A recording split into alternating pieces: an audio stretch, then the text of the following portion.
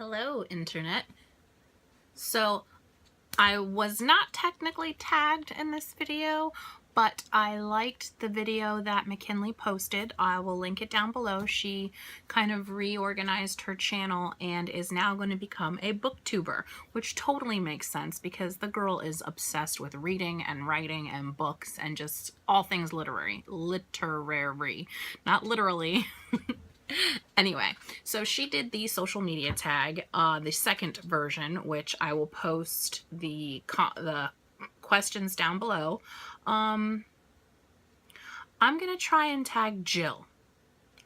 That's who I'm going to tag. I'm going to make sure to tag you in the Facebook post of this video also, so that way you see it. But I'm going to tag Jill because she likes to read and the chances of her filming a video are good. Also, I'd like to tag Christina. I don't know if you have your own YouTube channel, but upload it on the Nerd Flickers page if you want. I'd love to see your answers to this as well because you're super into books. I'll tag Anna and Carrie too. Just to let's have fun. You guys obviously don't have to do the book tag. But anyway, this is the social media tag. Twitter. Your favorite short book. I wasn't sure which one to pick, but I went with Catcher in the Rye. It is not super short, but it is a really short read. I find Catcher in the Rye to be very polarizing. You either love it or you hate it, and I really think that I benefited from having the teacher that I had in my senior year of high school because she was great at dissecting it with us so that we really understood what the author was saying, because there are a lot of authors that just, you really have to read between the lines and read study guides and everything, and I think Catcher in the Rye is one of those books. Facebook. A book everyone pressured you to read. I did not choose one book.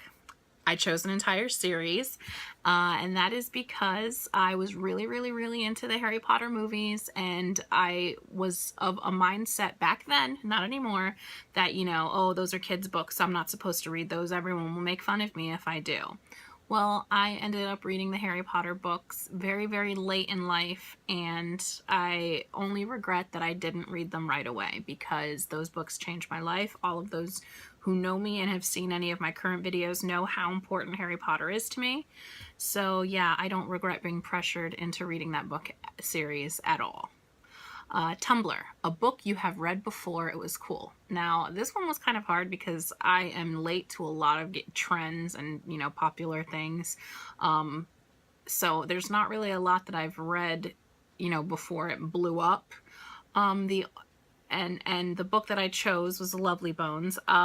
I don't even know if it is considered cool or if it ever really blew up, but it did become a movie, so that's kind of something. But yeah, I read that when it like first came out because a woman that I babysat for years ago, she got it when it first came out and she told me that I had to read it. So I read it and I really liked the book. The movie, not so much, but isn't that how it usually goes? It wasn't a surprise. Myspace, which I think is hilarious that the question is a book you don't remember whether you liked or not. Now, the funny story about this is I was originally going to choose Where the Red Fern Grows because I went on Goodreads and went to the very first book that was marked as red, and for some reason that was the first one I put in there. And I kind of vaguely remember liking it, but I wasn't 100% sure. I happened to see along the red list a book that I have in my car that I just checked out, and I was like, there's no way I read that book. Why is that on my red shelf? You know, I just checked the book out because it was one by an author that I really wanted to read. So the book that I don't remember even reading, let alone whether I liked it or not, is The First Day on Earth by Cecil Castellucci, which is funny because she is a very high up there author in my opinion. I like her a lot and I've read a lot of her work. So I just thought it was super funny that I don't even remember reading this book. So that's why I chose that for MySpace. Instagram, a book so beautiful you had to Instagram it. I was going to copy McKinley's answer, but then I looked at all three books in the Starbound series, and the third one, which is Their Fractured Light, I kind of think that one is the prettiest cover. So I have not read the series yet, but I plan to now.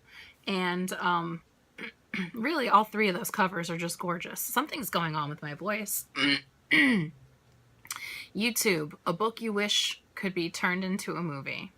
Which is funny that my Myspace I couldn't remember was also by this author. I picked 2 books because they're short and it's a duet, and it is the Tin Star Stone in the Sky duet.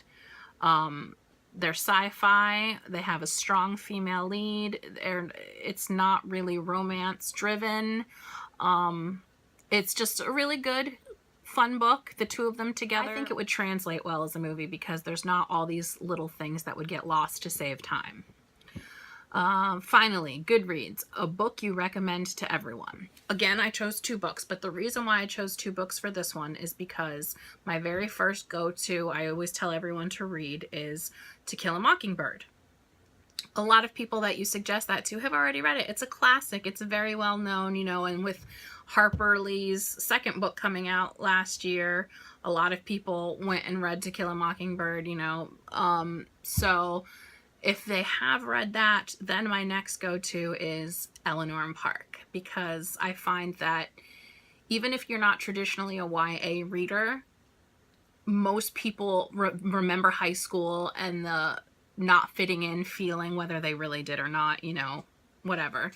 But I feel that like Eleanor and Park is just such a great story. One of my favorite from Rainbow Rowell, that I usually suggest that one to people. So that is my BookTube social media tag video. I will see you guys soon. Bye!